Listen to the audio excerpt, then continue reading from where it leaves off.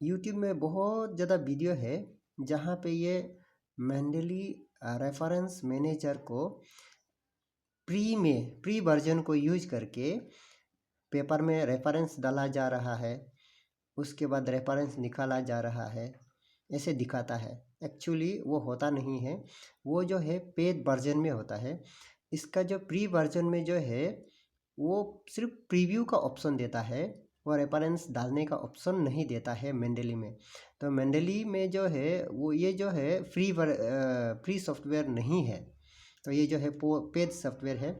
लेकिन क्या है कि यहाँ पे भी हम लोग जो है प्री वर्जन को यूज करके हम लोग रेफरेंस लिस्ट ज़रूर निकाल सकता है, लेकिन उसमें हम लोग का फिर मैनुअली जो है जहाँ पे हम लोग कौन सा सेंटेंस कहाँ से उतारा है, फिर मैनुअली जो है उसको सीरियल नंबर को फिर डालना पड़ेगा।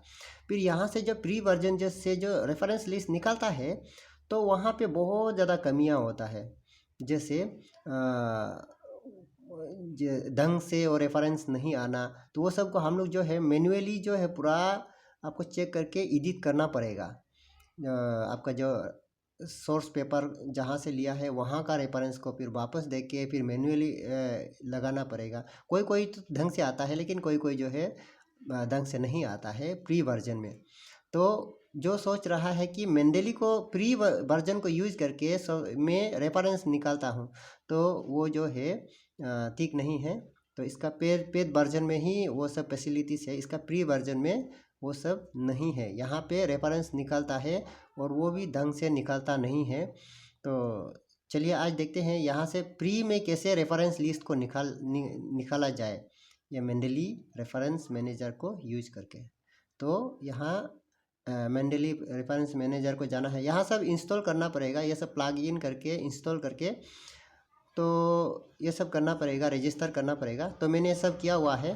तो यहाँ आते हैं, आज का मुद्दा वही है कि कैसे रेफरेंस लिस्ट निकाला जाए प्री में मेंडली यूज करके वर्ड फॉर्म में। तो ताकि हम लोग वो वर्ड से कॉपी करके हमारा जो पेपर है उसका एंड में रेफरेंस लिस्ट डाला जा सके। ठीक है, तो यहाँ पे ओपन करना है मेंडली रेफरेंस मैनेजर को। ठीक है,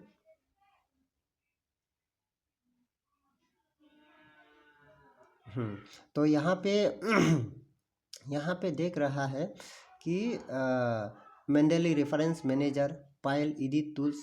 तो यहाँ पे जो है आप किसका रेफरेंस लिस्ट निकालना चाहता है।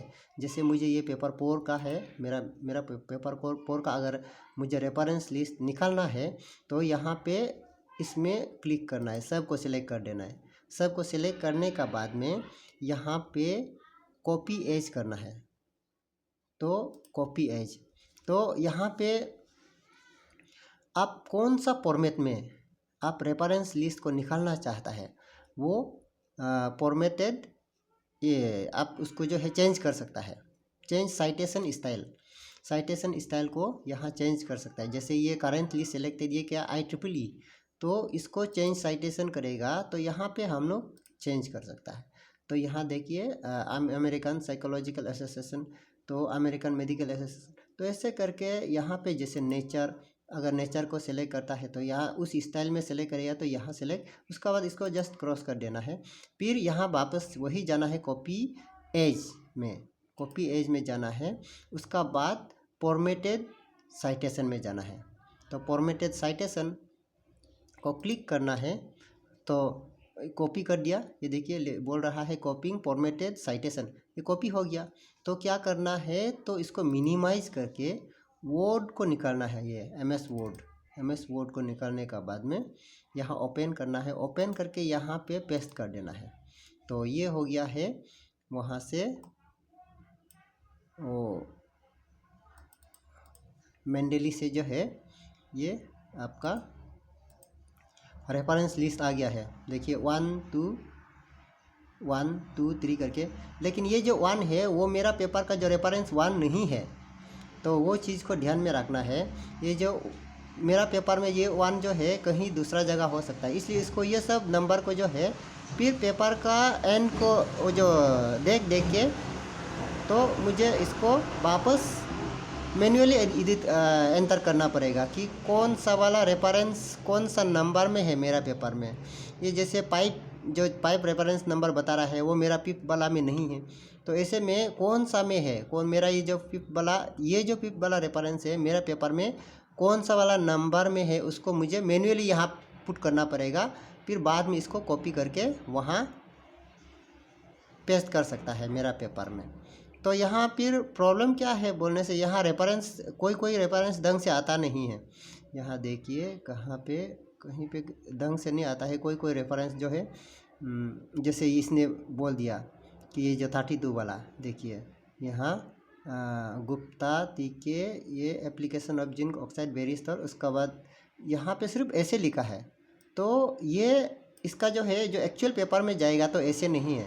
यहाँ पे कौन सा वॉल्यूम नंबर कौन सा पेज नंबर वो सब कुछ डिटेल नहीं है। तो ऐसे में फिर हम लोग वो पेपर को जाके वहाँ से मैन्युअली कॉपी करके यहाँ पेस्ट करना पड़ेगा। तो ऐसे बात है। तो जो लोग सोचता है कि मेंडेलीव को प्री वर्जन को यूज करके रेफरेंस लिस्ट निकाला जाएगा तो वो बहुत तकलीफ है। तो आप लोग मेंडेल यूज करना है तो पेड वर्जन को ही यूज कीजिए। प्री वर्जन में बहुत तकलीफ होता है, मैन्युअली सब एडिट करना पड़ता है। फिर इसको बाद में अगर आपको सेव करना है ये वर्ड फॉर्म को या जा सेव कर दीजिए तो ये आ जाएगा। इस फाइल का नाम यहाँ आप लिख सकता है जो भी नाम है तो सेव हो गया। तो ऐसे करके मेंडेली प्री वर्जन को यूज करके रेफरेंस लिस्ट निकाला जा सकता है।